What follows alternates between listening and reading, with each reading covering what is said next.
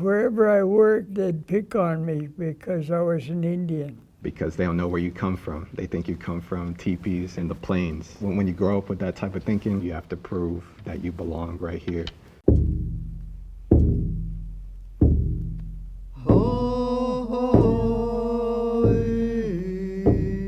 My name is Clarissa James. This is my grandmother, and this is my papa. My grandpa right here, and this is my aunt.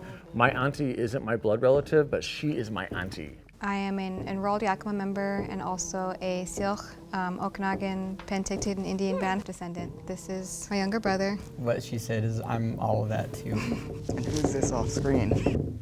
My name is Wolf.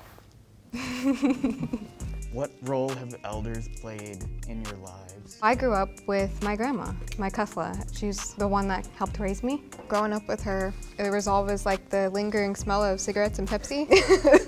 You're always raised to respect your elders. Elders are the ones you listen to, and they're also the ones that you kind of fear a little bit. I see kids disrespect their parents. I just want to go over and slap them to the floor.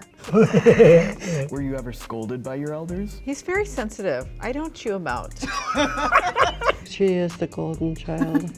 I would say, like, I can't do that. She would snap at me, can't's not a word. I'm like, what do you mean? She would say, no, it's not a word to you. You were walking through the door, and I accidentally called you by your first name. And I just see his facial expression just change because it's like a sign of disrespect. You know, you always look at your elders as someone that you address properly.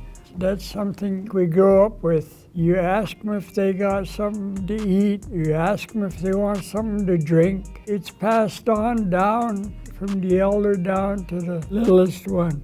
I have such a strong cultural identity by being taught that you have to honor all of your relations. What are some lessons your elders have taught you?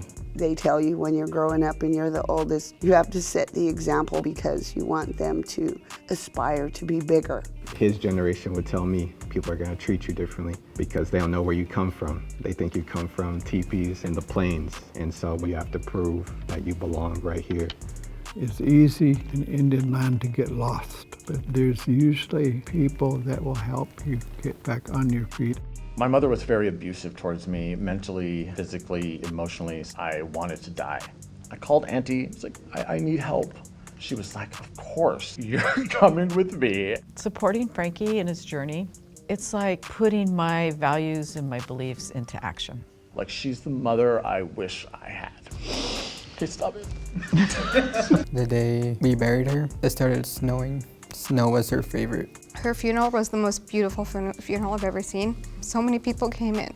To me, that says a lot about who she was as a person. What would you say to your grandma if she were here?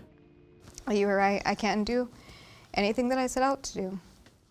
What do you think your granddaughter will be like as an elder? I have confidence in her that she will be like me, not because I'm conceited, but because I'm like Grandma.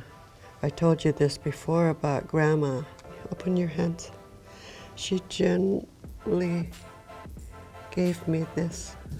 Gently take it to your chest. It's like a handful of sand. Each grain is a teaching. If you lose a grain, you distort it.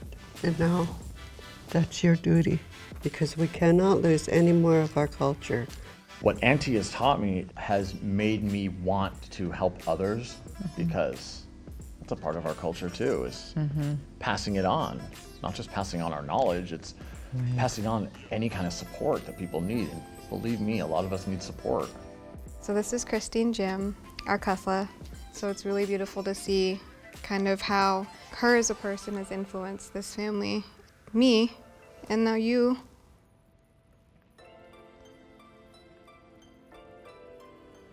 In honor of Native American Heritage Month, I have a blanket that I want to wrap you guys with. Oh, Oh my God. All right. I love you. I love you.